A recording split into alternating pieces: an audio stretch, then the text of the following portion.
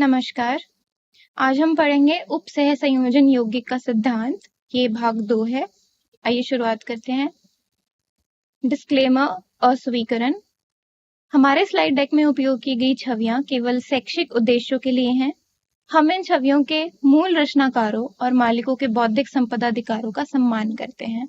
यदि आप इस डेक में उपयोग की गई किसी भी छवि के मालिक हैं या कोई चिंता या समस्या है तो कृपया साथ ही irtk.ac.in पर हमसे संपर्क करें और हम छवियां हटा देंगे।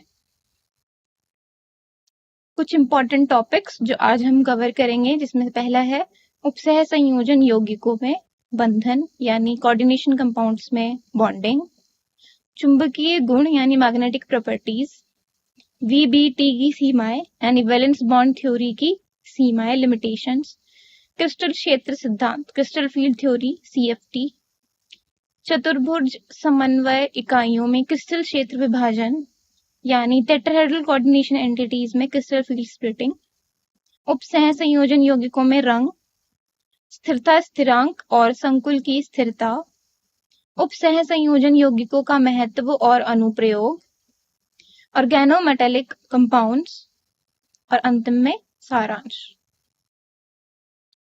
पहला टॉपिक है बॉन्डिंग इन कोऑर्डिनेशन कंपाउंड। उपसह संयोजन यौगिकों में बंधन निर्माण को दो दृष्टिकोणों का उपयोग करके समझाया जा सकता है, जो नीचे दिए गए हैं। संयोजक बंधन सिद्धांत यानी वैलेंस बॉन्ड थ्योरी। इस सिद्धांत के अनुसार धातु परमाणु या आयन लाइगेंड्स के प्रभाव में आंतरिक कक्षीय और बाहरी कक्षीय यौगिक बनाते हैं, यानी इनर ऑर्बिटल और आउटर ऑर्बिटल कॉम्प्लेक्स बनाते हैं। ये संकरित कक्षीय होते हैं यानी हाइब्रिडाइज्ड होते हैं, जिन्हें लाइगेंड कक्षीय के साथ अतिव्याप्ति करने की अनुमति है, यानी ये ओवरलैप कर सकते हैं लाइगेंड ऑर्बिटल्स के साथ, जो बॉन्डिंग के लिए इलेक्ट्रॉन जोड़े दान कर सकते हैं। जो इनके पास इलेक्ट्रॉन पेयर्स हैं वो डोनेट कर सकते हैं बॉन्ड बनाने के। अष्टफलक, वर्गाकार समतलीय और चतुष्फलक संकुल क्रमशः केंद्रीय परमाणु के D2sp3, DsP2 और sp3 संकरण के परिणाम स्वरूप बनते हैं। ऑक्टाहेड्रल, स्क्वायर प्लेनर और टेट्राहेड्रल कॉम्प्लेक्सेस D2sp3, DsP2 और sp3 हाइब्रिडाइजेशन जब सेंट्रल मेटल एटम करता है, उसके रिजल्ट में ये तीन टाइप ऑफ ज्योमेट्री आती है। यदि धातु परमाणु का समन्वय संख्या 6 है और D2sp3 या sp3d2 हाइब्रिडाइजेशन है, तो कॉम्प्लेक्स की ज्यामिति यानी ज्योमेट्री अष्टफलक यानी ऑक्टाहेड्रल होती है। ऐसे संकुल निम्नलिखित दो प्रकार के होते हैं। पहला आता है आंतरिक कक्षीय संकुल यानी इनर ऑर्बिटल कॉम्प्लेक्स।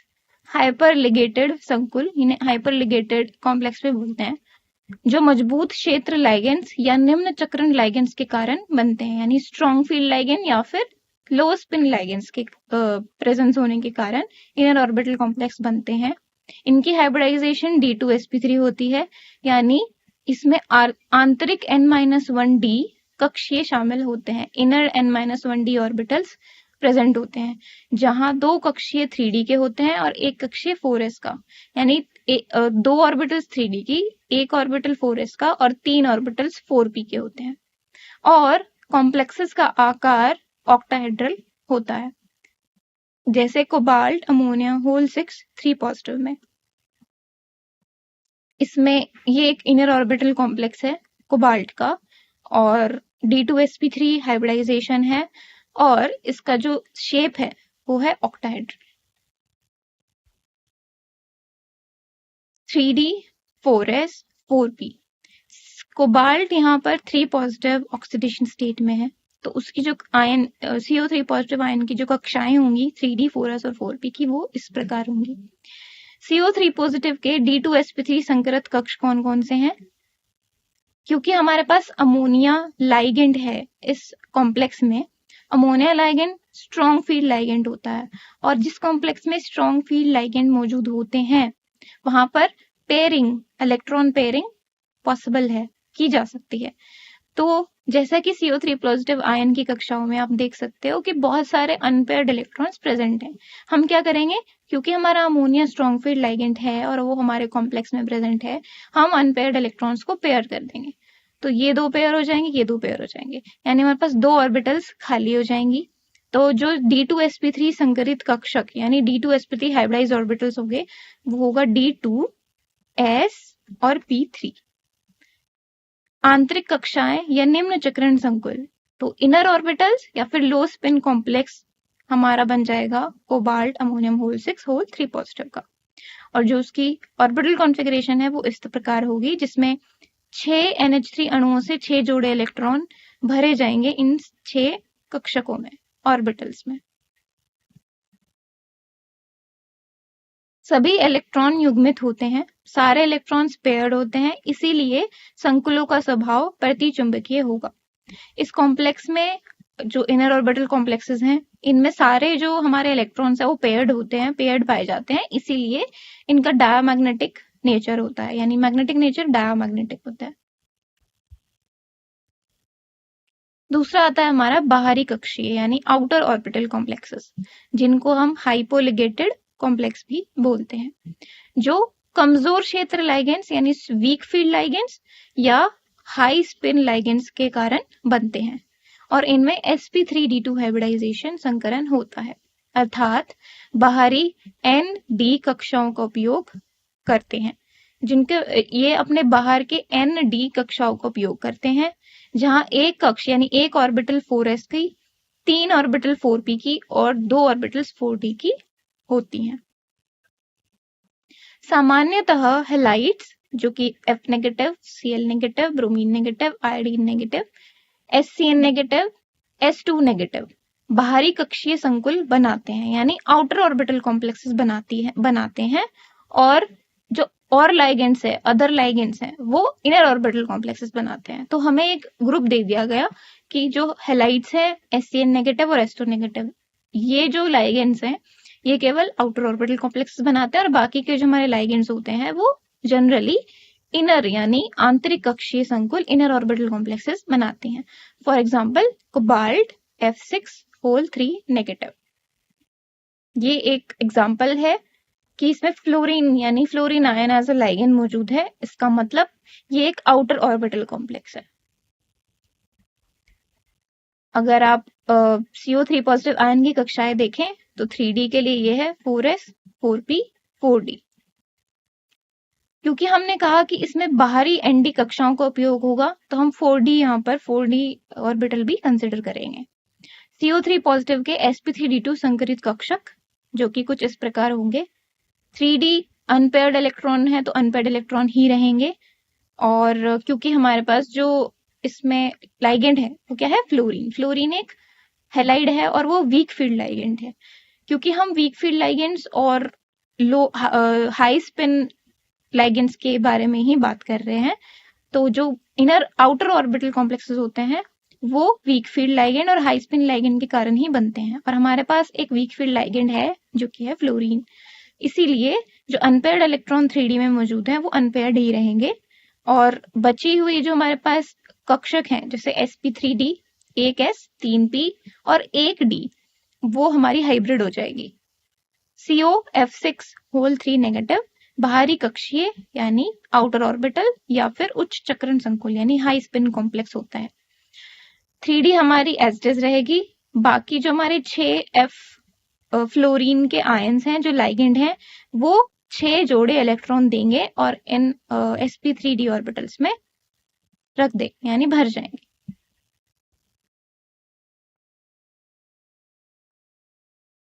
संकुल में अयुग्मित इलेक्ट्रॉन होते हैं यानी कॉम्प्लेक्स में अनपेयर्ड इलेक्ट्रॉन्स होते हैं, इसलिए यह प्रकृति में पैरामैग्नेटिक होता है। यदि धातु की उपसह संयोजन संख्या 4 है यानी कोऑर्डिनेशन नंबर अगर 4 है किसी भी मेटल और उसकी DsP2 या sp3 हाइब्रिडाइजेशन है, तो जो कॉम्प्लेक्स है उसका जो ज्योमेट्री है वो वर्गाकार समतलीय या फिर चतुष्फलकीय होगी यानी स्क्वायर प्लेनर या फिर टेट्राहेड्रल होगी। DsP2 है तो स्क्वायर प्लेनर और sp3 हाइब्रिडाइजेशन है तो टेट्राहेड्रल ज्योमेट्री हमारे कॉम्प्लेक्स की होगी। वर्गाकार समतलीय संकुल यानी square planar complex inner orbital complex बनाते हैं और टेट्राहेड्रल कॉम्प्लेक्स बाहरी कक्षीय यानी आउटर ऑर्बिटल कॉम्प्लेक्स बनाते हैं, जिनकी विशेषताएं नीचे दी गई हैं। आंतरिक कक्षीय संकुल और बाहरी कक्षीय संकुल, यह उप सहसंयोजन संख्या 4 के साथ मिलते हैं और इनमें अंतर क्या है? आंतरिक कक्षीय संकुल का पहला है कि मजबूत क्षेत्र या निम्न चक्रण लाइगेंड, यानी इनमें जो लाइगेंड्स होते हैं वो स्ट्रॉन्ग फील्ड लाइगेंड होते हैं और लो स्पिन लाइगेंड होते हैं, जबकि बाहरी कक्षीय कॉम्प्लेक्सेस में वीक फील्ड लाइगेंड्स होते हैं और हाई स्पिन लाइगेंड्स होते हैं। दूसरा संकरण DsP2 है, यानी आंतरिक जो इनर ऑर्बिटल कॉम्प्लेक्स है उसमें जो हाइब्रिडाइजेशन होता है वो DsP2 होता है, जहां पर एक ऑर्बिटल 3d का होता है, एक ऑर्बिटल 4s का और 2 ऑर्बिटल्स 4p के। वहीं बाहरी कक्षीय संकुल में हाइब्रिडाइजेशन sp3 होता है, जिसमें एक ऑर्बिटल 4s का होता है, 3 ऑर्बिटल्स 4p के होते हैं। थर्ड है कि आंतरिक कक्षीय संकुल इनर ऑर्बिटल कॉम्प्लेक्सेस में जो शेप है वो स्क्वायर प्लैनर होती है, लेकिन बाहरी कक्षीय संकुल में चतुष्फल की आकार यानी टेट्राहेड्रल ज्योमेट्री या शेप होती है। सामान्यतः halide F negative, chlorine negative, bromine negative, iodine negative ligands और nickel cobalt carbonyl whole 4, cobalt carbonyl whole 4 और zinc ammonia whole 4 whole 2 positive complex बाहरी कक्षीय संकुल बनाते हैं, यानी आउटर ऑर्बिटल कॉम्प्लेक्स बनाते हैं, और अन्य आंतरिक कक्षीय संकुल बनाते हैं, इनर ऑर्बिटल कॉम्प्लेक्स बनाते हैं। उदाहरण के लिए पहला आएगा हमारा आंतरिक कक्षीय इनर ऑर्बिटल कॉम्प्लेक्स, जिसका एग्जांपल है nickel cyanide whole 4 whole 2 negative.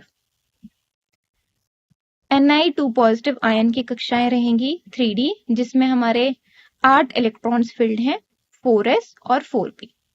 Ni2 positive के DsP2 संकरित कक्षक होंगे 3d। हमारे पास साइनाइड लाइगेंड है जो कि स्ट्रॉन्ग फील्ड लाइगेंड है। स्ट्रॉन्ग फील्ड लाइगेंड है तो हमारे जो अनपेयर्ड इलेक्ट्रॉन्स है वो पेयर्ड हो जाएंगे। तो जो 2 इलेक्ट्रॉन्स अनपेयर्ड थे हमारे 3d में, अब वो पेयर्ड हो गए हैं और एक ऑर्बिटल, एक सबशेल 3d की खाली हो गई है। तो ये ऑर्बिटल बाकी ऑर्बिटल से मिलके DsP2 हाइब्रिडाइजेशन हाइब्रिड हो जाएगी। और जो 4 लाइगेंड्स हमारे साइनाइड के हैं जो कि हमारे लो स्पिन कॉम्प्लेक्स में मौजूद है, वो 4 साइनाइड लाइगेंड्स समूहों से इलेक्ट्रॉनों के 4 जोड़े हमारे इन ऑर्बिटल्स में आ जाएंगे और हमारा कॉम्प्लेक्स का फॉर्मेशन होगा। सभी इलेक्ट्रॉन युग्मित हैं, जैसे कि आप देख सकते हो कि सारे इलेक्ट्रॉन्स पेयर्ड हैं, इसीलिए संकुल यानी कॉम्प्लेक्स का स्वभाव, उसका नेचर डायमैग्नेटिक है, प्रतिचुंबकीय है। दूसरा आता है हमारा बाहरी कक्षीय संकुल यानी आउटर ऑर्बिटल कॉम्प्लेक्स। एग्जाम्पल के लिए cobalt Cl whole 4 negative. Cobalt 3+ ion की कक्षाएं 3d, जिसमें 6 इलेक्ट्रॉन्स हैं 4s और 4p। CO3 पॉजिटिव के sp3 संकरित कक्षक होंगे 3d, जिसमें अभी भी 6 इलेक्ट्रॉन्स हैं, और s और 4p के 3 p ऑर्बिटल्स।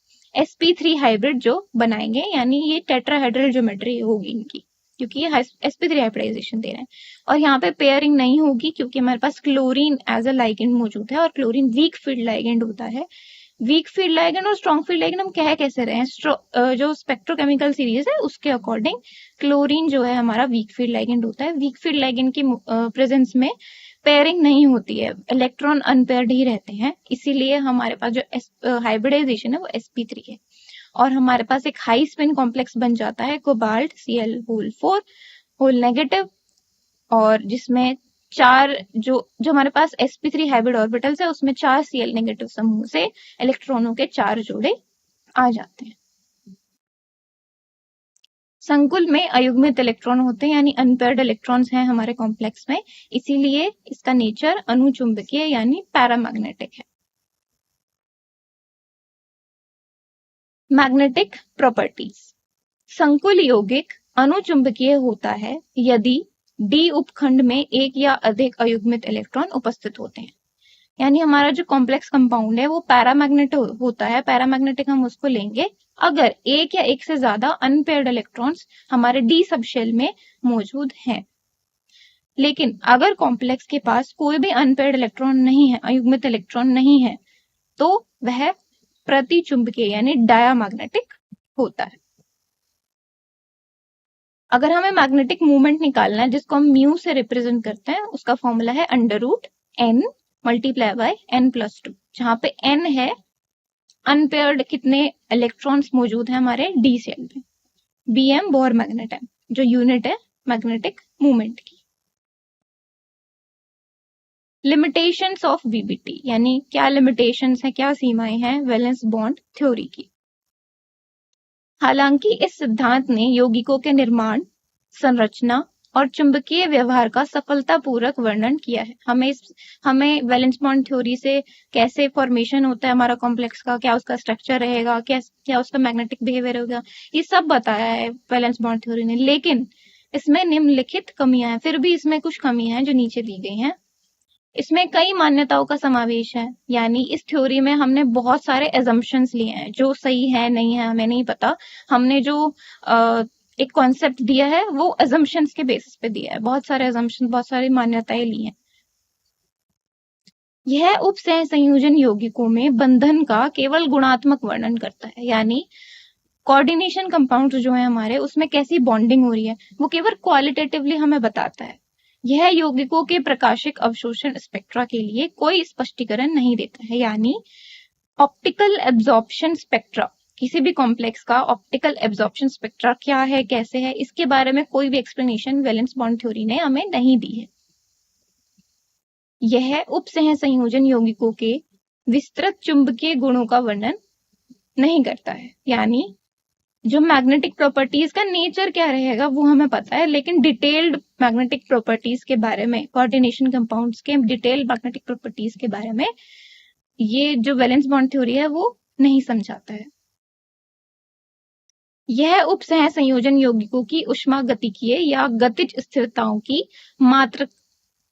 मात्रात्मक व्याख्या नहीं देता है, यानी अगर हमें निकालना है कि किसी कोऑर्डिनेशन कंपाउंड की काइनेटिक या फिर थर्मोडायनामिक स्टेबिलिटी कितनी है, कैसे है, इस बारे में क्वांटिटेटिव इंटरप्रिटेशन कुछ भी नहीं देता है वैलेंस बॉन्ड थ्योरी। तो वैलेंस बॉन्ड थ्योरी थर्मोडायनामिक या kinetic stability of coordination compound के बारे में कोई एक्सप्लेनेशन नहीं देता है।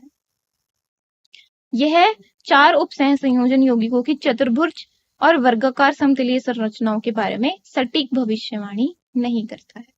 एग्जैक्ट सटीक प्रेडिक्शंस, भविष्यवाणी रिगार्डिंग टेट्राहेड्रल और स्क्वायर प्लेनर स्ट्रक्चर, जो 4 कोऑर्डिनेट कॉम्प्लेक्सेस होते हैं उनके बारे में ये नहीं बताता है। यह कमजोर और मजबूत लाइगेंडों के बीच अंतर नहीं करता है, और कैसे एक weak field ligand strong field ligand से अलग है, डिफरेंस क्या है, इसके बारे में कोई भी जानकारी वैलेंस बॉन्ड थ्योरी हमें नहीं देता। अगली थ्योरी हमारी आती है जो बहुत मेजर थ्योरी है, वो है crystal field theory, CFT। Ligands के निकट आने के कारण धातु आयन के 5D कक्षकों का निम्न और उच्च ऊर्जा स्तरों में विभाजन क्रिस्टल क्षेत्र सिद्धांत द्वारा समझाया गया है। यानी जब लाइगेंड्स अप्रोच करते हैं एक दूसरे की तरफ तो कैसे जो मेटल की डी ऑर्बिटल है वो लोअर और हायर एनर्जी लेवल में टूट जाती है, डिवाइड हो जाती है। इस चीज को क्रिस्टल फील्ड थ्योरी समझाता है। गैसीय धातु परमाणु आयन में 5D कक्षकों की ऊर्जा समान होती है, यानी गैसियस मेटल एटम या फिर आयन में जो 5D ऑर्बिटल्स हैं, डी ऑर्बिटल में 5 और डी ऑर्बिटल्स होती हैं जिसमें 2-2 इलेक्ट्रॉन्स पर ऑर्बिटल हम भर सकते हैं। तो 5D ऑर्बिटल में जो 5D ऑर्बिटल की जो सेम एनर्जी है वो एनर्जी सेम रहती है गैसियस मेटल एटम, धातु, गैसीय धातु परमाणु या फिर आयन में, अर्थात वे समतुल्य होते हैं, यानी वो डीजेनरेट होते हैं। हालांकि जब लाइगेंड्स के कारण नकारात्मक क्षेत्र धातु परमाणु को घेरता है तो डी कक्षकों की समतुल्यता क्रिस्टल क्षेत्र की प्रकृति के अनुसार विभाजित हो जाती है। जबकि यहाँ पे एक पॉइंट दिया गया है कि जब नेगेटिव फील्ड लाइगेंड्स की वजह से मेटल एटम की तरफ आता है, तब डी ऑर्बिटल की जो डीजेनरेसी है वो स्प्लिट हो जाती है, टूट जाती है, डिपेंडिंग अपॉन कि हमारा क्रिस्टल फील्ड जो है उसका नेचर कैसा है। अष्टफलकीय समन्वय इकाइयों में क्रिस्टल क्षेत्र सिद्धांत यानी crystal field splitting octahedral coordination entities में डी कक्षकों की ऊर्जा विभाजन को डेल नॉट द्वारा निरूपित किया जाता है। यानी डी ऑर्बिटल्स में जो एनर्जी सेपरेशन है कि कितना एनर्जी पहले हाई एनर्जी का है, कितना एनर्जी लो एनर्जी का है, तो जो सेपरेशन है उसको हम डेल नॉट से रिप्रेजेंट करते हैं। सबस्क्रिप्ट नॉट अष्टफलकीय के लिए है, जो नॉट हमें दिया गया है वो है ओ यानी ऑक्टाहेड्रल। इसे क्रिस्टल क्षेत्र सिद्धांत ऊर्जा यानी CFSE के रूप में भी जाना जाता है। दो ईजी कक्षकों उच्च ऊर्जा कक्षकों की ऊर्जा 3/5 डेल नॉट, मतलब जो दो हमारे ईजी ऑर्बिटल्स होते हैं, जो डी ऑर्बिटल्स है वो दो एनर्जी लेवल्स में डिवाइड हो जाती है, ईजी और T2G। ठीक है, जो T2G हमारे 3 ऑर्बिटल्स हैं, ईजी हमारे 2 ऑर्बिटल्स हैं, टोटल 5 ऑर्बिटल होते हैं डी में। तो जो दो ईजी के ऑर्बिटल्स होते हैं उनकी ऊर्जा जो कि हाई एनर्जी ऑर्बिटल्स होते हैं, ईजी जो 2 ऑर्बिटल्स है वो हाई एनर्जी ऑर्बिटल्स होते हैं, उनकी ऊर्जा होती है 3/5 डेल नॉट, वो उससे बढ़ती है। और जो 3 T2G ऑर्बिटल्स होते हैं जो निम्न ऊर्जा कक्षक होते हैं, लोअर एनर्जी ऑर्बिटल्स होते हैं, वो 2/5 डेल नॉट से घटते हैं।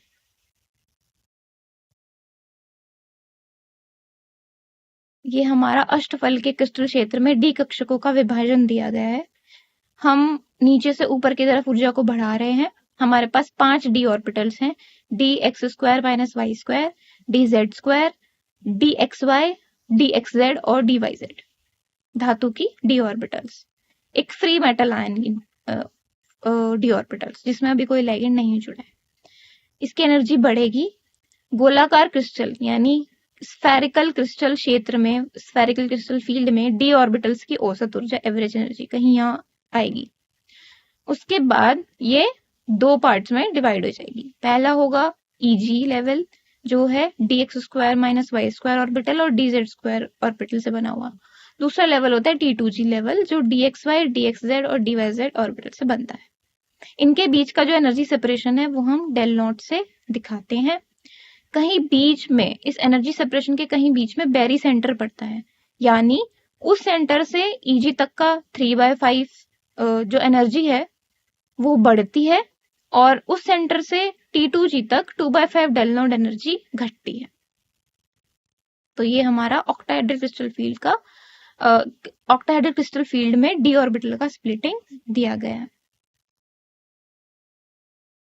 डेल नॉट के मान की आमतौर पर एकल कक्षा में इलेक्ट्रॉन युग्मन के लिए आवश्यक ऊर्जा युग्मन ऊर्जा P के साथ तुलना की जाती है। यानी जो हमारा वैल्यू है डेल नॉट की कुछ तो वैल्यू आती है, तो जो वैल्यू है डेल नॉट की वो यूजुअली हम जनरली क्या करते हैं, एनर्जी जितनी हमें चाहिए इलेक्ट्रॉन पेयरिंग के लिए एक सिंगल ऑर्बिटल में, ठीक है, एक सिंगल ऑर्बिटल में 2 इलेक्ट्रॉन आ सकते हैं, एक सिंगल इलेक्ट्रॉन, एक पेयर्ड इलेक्ट्रॉन। तो एक सिंगल ऑर्बिटल में जो पेयर्ड इलेक्ट्रॉन पेयर करने के लिए जो एनर्जी चाहिए होती है, जिसको हम पेयरिंग एनर्जी P भी बोलते हैं, उससे हम डेल नॉट को कंपेयर करते हैं। यदि डेल नॉट P से छोटी है, यानी डेल नॉट जो हमारी सेपरेशन एनर्जी है वो पेयरिंग एनर्जी से छोटी है, तो चौथा इलेक्ट्रॉन ईजी कक्षकों में से एक में प्रवेश करता है, जिससे विन्यास T2G3 EG1 बनता है। क्या कहना चाह रहे हैं, T2G में 3 ऑर्बिटल्स होती हैं, ठीक है, जो नीचे होती हैं। अब एक एक इलेक्ट्रॉन जब आप 3 ऑर्बिटल को दे दोगे तो पेयरिंग के लिए चौथा इलेक्ट्रॉन आएगा, ठीक है। अब 2 ऑप्शन है, या तो आप नीचे जो 3 ऑर्बिटल्स दी गई हैं उसमें चौथा इलेक्ट्रॉन भर दो, या फिर ऊपर जो ईजी ऑर्बिटल्स होती हैं जो हाई एनर्जी होती है उसमें चला जाए चौथा ऑर्बिटल। तो हम यहाँ पे बता रहे हैं कि जो हमारी पेयरिंग एनर्जी है अगर वो ज्यादा है तो जो चौथा इलेक्ट्रॉन है वो ईजी कक्षकों में से ईजी ऑर्बिटल्स में से एक में प्रवेश कर जाता है, जिससे हमारे पास आता है T2G3 EG1। यानी T2G में 3 इलेक्ट्रॉन, EG में 1 इलेक्ट्रॉन। वे लाइगेंड्स जिनके लिए डेल नॉट की वैल्यू P से छोटी होती है उन्हें कमजोर क्षेत्र लाइगेंड्स यानी वीक फील्ड लाइगेंड्स के रूप में जाना जाता है और वे उच्च चक्रण संकुल बनाते हैं यानी हाई स्पिन कॉम्प्लेक्सेस बनाते हैं। यदि डेल नॉट P से बड़ा है तो चौथे इलेक्ट्रॉन के लिए T2G कक्षा में प्रवेश करना अधिक ऊर्जा अनुकूल होता है। तब इस केस में क्या होगा, जो चौथा इलेक्ट्रॉन है वो हमारा T2G कक्षा में ही प्रवेश करता है, T2G कॉन्फ़िगरेशन T2G ऑर्बिटल में ही ऐड हो जाता है हमारा चौथा इलेक्ट्रॉन और अधिक ऊर्जा अनुकूल होता है, यानी ये ज्यादा फेवरेबल, एनर्जेटिकली फेवरेबल होता है कि वो जो फोर्थ इलेक्ट्रॉन है वो T2G में ही आ जाए अगर डेल नॉट की पावर ज्यादा, अगर डेल नॉट एनर्जी ज्यादा है P से, जिससे विन्यास T2G4 EG0 यानी T2G के पास 4 इलेक्ट्रॉन, EG के पास 0 इलेक्ट्रॉन बनता है। वे लाइगेंड्स जो इस प्रभाव का उत्पादन करते हैं, जो इस प्रभाव को, इस इफेक्ट को शो करते हैं, उनको हम मजबूत क्षेत्र लाइगेंड्स यानी स्ट्रॉन्ग फील्ड लाइगेंड्स के रूप में जानते हैं और वे निम्न चक्रण संकुल यानी लो स्पिन कॉम्प्लेक्सेस बनाते हैं। Crystal field splitting in tetrahedral coordination entities. चतुष्फलकीय समन्वय सत्ता में सत्ता निर्माण में डी कक्षीय विभाजन पैटर्न अष्टफलकीय संकुलों में विभाजन पैटर्न का उल्टा होता है। यानी जब टेट्राहेड्रल कोऑर्डिनेशन एंटिटी हमारे पास बनती है उसमें जो डी ऑर्बिटल का स्प्लिटिंग पैटर्न है, डी ऑर्बिटल 2 पैटर्न में स्प्लिट हो जाता है, EG और T2G, तो जो पैटर्न रहता है डी ऑर्बिटल का वो उल्टा हो जाता है स्प्लिटिंग पैटर्न जो ऑक्टाहेड्रल में हमने देखा। ठीक है, टेट्राहेड्रल पे जो स्प्लिटिंग पैटर्न है वो ऑक्टाहेड्रल से उल्टा होता है और डेल टी यहाँ पे एक नई एनर्जी है जो होती है 4/9 डेल नॉट। कक्षीय विभाजन ऊर्जाएं जोड़ी बनाने के लिए पर्याप्त बड़ी नहीं होती है, यानी ऑर्बिटल स्प्लिटिंग एनर्जी इतनी ज्यादा नहीं होती है कि हम पेयरिंग कर पाए, इसीलिए लो स्पिन कॉन्फ़िगरेशन शायद ही कभी देखे जाते हैं टेट्राहेड्रल कोऑर्डिनेशन एंटिटीज में। कम क्रिस्टल क्षेत्र स्थिरीकरण ऊर्जा के लिए, यानी जो less crystal field stabilisation energy है, उसके लिए इलेक्ट्रॉनों को जोड़ी बनाना संभव नहीं है, यानी इलेक्ट्रॉन की जोड़ी, इलेक्ट्रॉन की पेयरिंग करना संभव नहीं है और इसीलिए सभी चतुष्फलकीय संकुल उच्च चक्रण होते हैं। इसीलिए जो जितने भी हमारे टेट्राहेड्रल कॉम्प्लेक्सेस होते हैं वो सारे हाई स्पिन होते हैं, ये इंपॉर्टेंट है। बढ़ती क्रिस्टल क्षेत्र शक्ति, यानी जो हमारे पास इंक्रीजिंग क्रिस्टल फील्ड एनर्जी है, शक्ति के क्रम में लाइगेंड्स की व्यवस्था को स्पेक्ट्रमी रासायनिक श्रेणी के रूप में जाना जाता है। जब हम लाइगेंड्स को अरेंज कर दें in order of increasing field strength, उनकी कितनी क्रिस्टल फील्ड स्ट्रेंथ है उसके अकॉर्डिंग, जिसकी ज्यादा वो सबसे ऊपर, जिसकी कम वो सबसे नीचे, तो इंक्रीजिंग ऑर्डर में अगर हम लाइगेंड्स को उनके क्रिस्टल फील्ड स्ट्रेंथ के अकॉर्डिंग अरेंज करते हैं तो हमारे पास स्पेक्ट्रोकेमिकल सीरीज मिलती है, बन जाती है, जो इसे हम हिंदी में स्पेक्ट्रमी रासायनिक श्रेणी कह रहे हैं, जो कि कुछ इस प्रकार है। आई नेगेटिव सबसे वीक लाइगेंड जिसकी सबसे वीक क्रिस्टल फील्ड स्ट्रेंथ होती है, फिर bromine negative, chlorine negative, fluorine negative, oxalate 2 negative, water कहीं मिडल में होता है इस सीरीज के।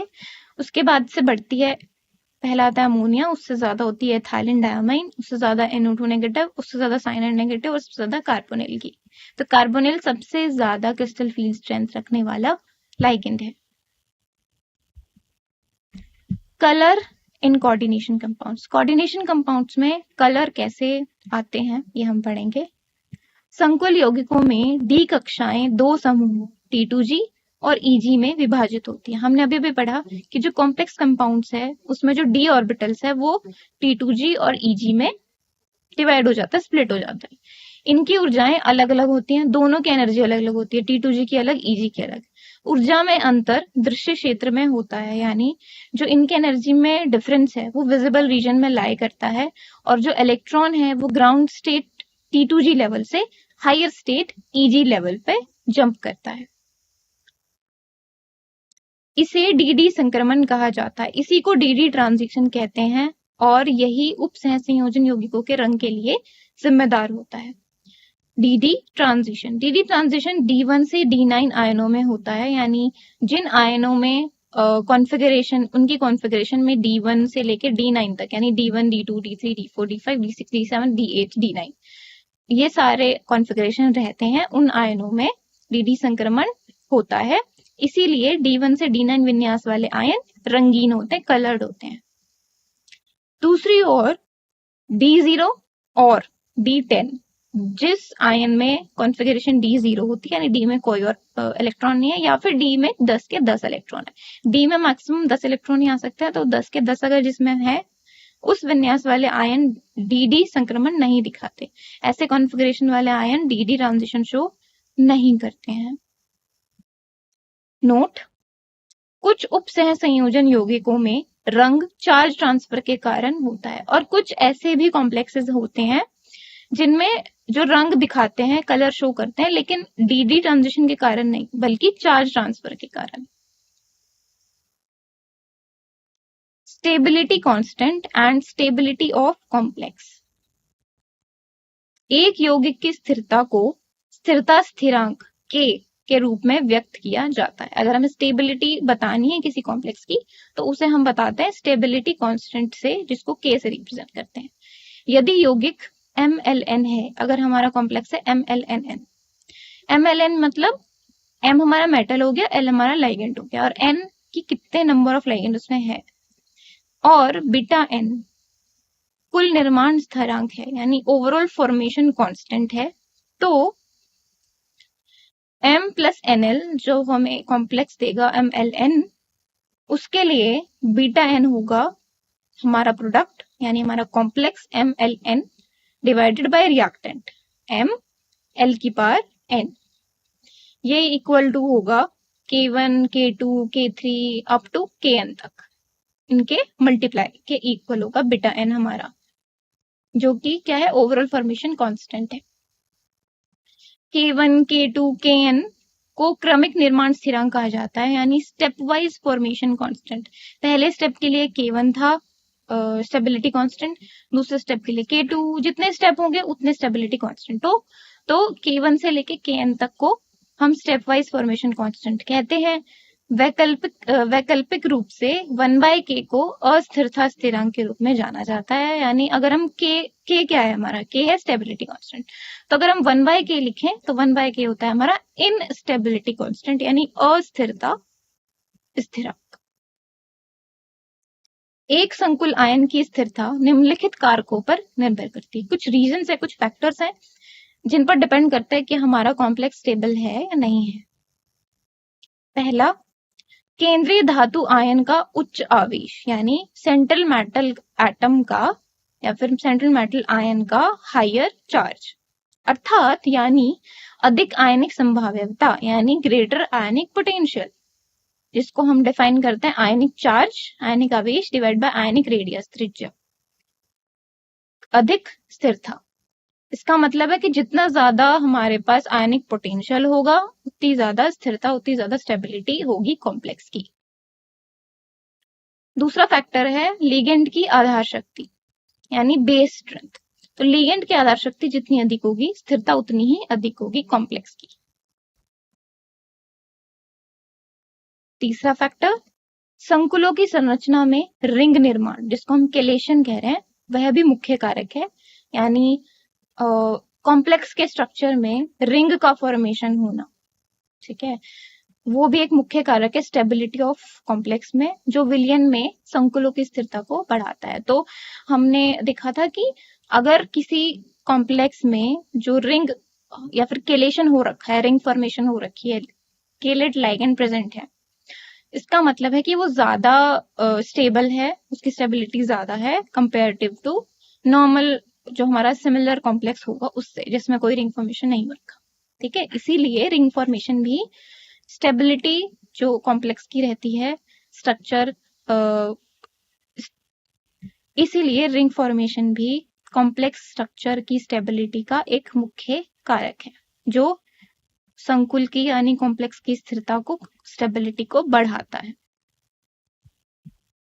चौथा फैक्टर, यदि एक बहुदंतक लिगेंड बिना किसी स्थैतिक प्रभाव के चक्रीय होता है, यानी अगर कोई मल्टी लिगेंड हमने ले लिया, मल्टी लिगेंड मतलब सेम लिगेंड बहुत सारे बॉन्ड बना के मेटल एटम से जुड़ा हुआ है, तो एक मल्टी लिगेंड अगर साइक्लिक है बिना किसी स्टेरिक इफेक्ट के, यानी हमारे कॉम्प्लेक्स में एक मल्टी लिगेंड जुड़ा हुआ है और वो साइक्लिक भी है और कोई स्टेरिक इफेक्ट नहीं आ रहा, तो स्थिरता में और वृद्धि होती है, तो हमारी स्टेबिलिटी और ज्यादा बढ़ती है। इसे मैक्रोसाइक्लिक इफेक्ट यानी मैक्रोसाइक्लिक प्रभाव कहा जाता है। संकुल की स्थिरता को EAN नियम द्वारा निर्धारित किया जा सकता है, यानी EAN रूल से हम स्टेबिलिटी किसी भी कॉम्प्लेक्स की निकाल सकते हैं। एक संकुल में धातु का प्रभावी परमाणु संख्या यानी EAN यानी इफेक्टिव एटॉमिक नंबर बराबर होती है निकटतम निष्क्रिय गैस की परमाणु संख्या की, नियरेस्ट नोबल गैस या नियरेस्ट इनर्ट गैस की एटॉमिक नंबर के। या फिर हम कह सकते हैं कि EAN effective atomic number is equal to धातु की परमाणु संख्या यानी हमारा जो मेटल है उसका एटॉमिक नंबर प्लस माइनस उसकी वैलेंसी प्लस 2 टाइम्स उसका कोऑर्डिनेशन नंबर। कोऑर्डिनेशन नंबर यानी वो कितने बॉन्ड से हमारे लिगेंड से जुड़ा हुआ है, जहां CN समन्वय संख्या यानी कोऑर्डिनेशन नंबर होता है। Importance and applications of coordination compounds. पानी की कठोरता और अनुमान सरल टाइट्रेशन द्वारा Na2EDTA के साथ लगाया जा सकता है। तो अगर हमें पानी की हार्डनेस का पता लगाना है तो हमें Na2EDTA करना पड़ेगा, उससे हम पता लगा सकते हैं। Ca2 पॉजिटिव और Mg2 पॉजिटिव यानी कैल्शियम 2 पॉजिटिव और मैग्नीशियम 2 पॉजिटिव आयन EDTA के साथ स्टेबल कॉम्प्लेक्सेस बनाते हैं। धातुओं के कुछ महत्वपूर्ण निष्कर्षण प्रक्रिया जैसे चांदी और सोने की यौगिक निर्माण का उपयोग करती है। अगर हमें एक्सट्रैक्शन प्रोसेस करना है किसी मेटल का जैसे सिल्वर का या गोल्ड का, तो इसमें भी हम कॉम्प्लेक्स फॉर्मेशन का यूज करते हैं। इसी प्रकार धातुओं की शुद्धिकरण यानी उनका प्योरिफिकेशन, उनके उप सहसंयोजन यौगिकों के निर्माण, उनके कॉम्प्लेक्स कंपाउंड के निर्माण और बाद में उनके विघटन के माध्यम से प्राप्त किया जाता है। यानी जो हमारे पास धातु है कोई भी, ठीक है, हम कोई भी मेटल है, हमें उसका प्योरिफिकेशन करना है, तो हम क्या करेंगे, पहले फॉर्मेशन करेंगे उसके कोऑर्डिनेशन कंपाउंड का और उसके बाद उसको डिकम्पोज करेंगे।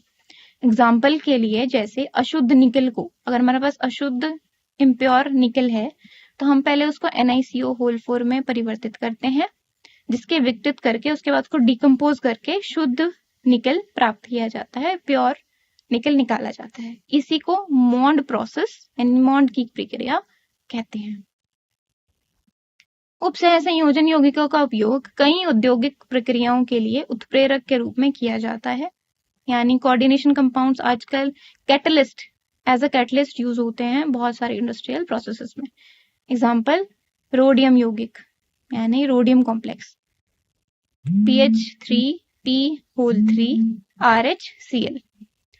विलिंकन्स उत्प्रेरक यानी विल्किंसन उत्प्रेरक का उपयोग एक एनक्लेस जैसे रोडियम यौगिक यानी रोडियम कॉम्प्लेक्स PH3P⁻RHCl यानी विल्किंसन कैटलिस्ट का उपयोग हाइड्रोजनेशन यानी जो एल्कीन्स होते हैं, हमारे पास डबल बॉन्ड एल्कीन्स होते हैं, उनके हाइड्रोजनेशन के लिए किया जाता है, यानी उनके डबल बॉन्ड को सिंगल बॉन्ड में कन्वर्ट करना। जानवरों और पौधों में विषाक्त मात्रा में उपस्थित धातुओं को चिलेट थेरेपी द्वारा हटाया जाता है, जैसे D-पेनिसिलअमाइन और डेसफेरिऑक्साइन। जैसे D-पेनिसिलअमाइन एंड डेसफेरिऑक्साइन D द्वारा कॉपर और आयरन को हटाया जाता है। तो अगर हमारे पास कोई मेटल प्रेजेंट है टॉक्सिक प्रोपोर्शंस में, मतलब जितना वो नहीं होना चाहिए उतने प्रोपोर्शंस में मौजूद है किसी भी एलिमेंट, किसी भी एनिमल या फिर प्लांट में, तो हम उसे चिलेटिंग थेरेपी से हटा सकते हैं। Organometallic compounds. कार्बनिक धातु यौगिकों में कम से कम एक धातु कार्बन बंधन होता है, यानी जो ऑर्गेनोमेटेलिक कंपाउंड है उनमें एटलीस्ट एक मेटल कार्बन बॉन्ड जरूर होता है। ये 3 प्रकार के होते हैं, जैसे सिग्मा बंधन, उदाहरण के लिए C2H5 whole twice zinc, CH3 whole thrice aluminium. इनमें क्या है, एल्यूमिनियम और जिंक मेटल है और कार्बन हमारे पास मौजूद ही है, तो इसमें डायरेक्ट बॉन्ड होगा मेटल और कार्बन के बीच में। पाई बंधन, जैसे लवण यानी जेज सॉल्ट, फेरोसीन और मिश्रित या सिग्मा और पाई बंधन यानी सिग्मा और पाई बॉन्ड जो होता है, उदाहरण के लिए FeCO होल 5 में और NiCO होल 4 में। पाई एसिड लाइगेंड्स में एकाकी इलेक्ट्रॉनों की जोड़ी होती है, यानी पाई एसिड लाइगेंड्स में लोन पेयर इलेक्ट्रॉन्स होते हैं और साथ ही साथ पाई या पाई स्टार आणविक कक्षाएं होती हैं, मॉलिक्यूलर ऑर्बिटल्स मौजूद होते हैं। वे एकाकी इलेक्ट्रॉनों की जोड़ी के माध्यम से सिग्मा समन्वय बंधन पाई बॉन्ड बनाते हैं और साथ ही धातु परमाणु से पाई इलेक्ट्रॉन घनत्व की एक महत्वपूर्ण मात्रा को खाली पाई या पाई स्टार कक्षा में स्वीकार करके पाई बंधन भी बनाते हैं। तो वो सिग्मा कोऑर्डिनेट बॉन्ड बनाते हैं लोन पेयर के थ्रू, या फिर वो पाई बॉन्ड भी बनाते हैं appreciable amount of pi electron density को एक्सेप्ट करके मेटल से, ठीक है, और वो पाई और पाई स्टार जो एम्प्टी ऑर्बिटल है उसमें भर देते हैं। जो मेटल की एम्प्टी पाई या पाई स्टार ऑर्बिटल है उसमें पाई इलेक्ट्रॉन डेंसिटी को स्वीकार करके वो पाई बॉन्ड भी बनाते हैं। उदाहरण, कार्बोनिल एक अच्छा पाई स्वीकारक पाई एक्सेप्टर लुईस एसिड है। जीज लवण में थाइलीन एक्ट्स एज अ लाइगेंड, यानी थाइलीन लाइगेंड के रूप में कार्य करता है, लेकिन इसमें लोन पेयर ऑफ इलेक्ट्रॉन की जोड़ी नहीं होती है। फेरोसीन में आयरन की ऑक्सीकरण अवस्था Fe2 पॉजिटिव यानी 2 पॉजिटिव है। इस यौगिक में 2 साइक्लोपेंटाडाइनाइल एनायन C5H5 होते हैं और जो आयरन है लोहे को 2 एरोमेटिक रिंग्स के बीच सैंडविच किया जाता है, यानी 2 रिंग है उनके बीच में आयरन को रखा जाता है। अब हम आ गए अपनी समरी पे। आज जो भी हमने इंपॉर्टेंट पॉइंट्स पढ़े वो कुछ इस प्रकार हैं। समन्वय यौगिक तब बनते हैं जब एक केंद्रीय धातु परमाणु या आयन लिगेंड से घिरा होता है। किसी कॉम्प्लेक्स का चुंबकीय क्षण अयुग्मित इलेक्ट्रॉनों की संख्या और कक्षीय कोणीय गति से निर्धारित होता है। क्रिस्टल फील्ड सिद्धांत मानता है कि लिगेंड धातु आयन के चारों ओर एक इलेक्ट्रोस्टैटिक क्षेत्र बनाते हैं जो धातु के डी ऑर्बिटल्स को विभिन्न ऊर्जा स्तरों में विभाजित करता है। समन्वय यौगिक धातु आयन में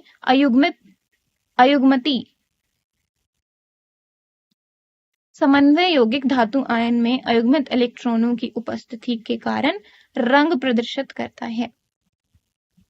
स्थिरता स्थिरांक कॉम्प्लेक्स के निर्माण के लिए संतुलन स्थिरांक द्वारा निर्धारित किया जाता है।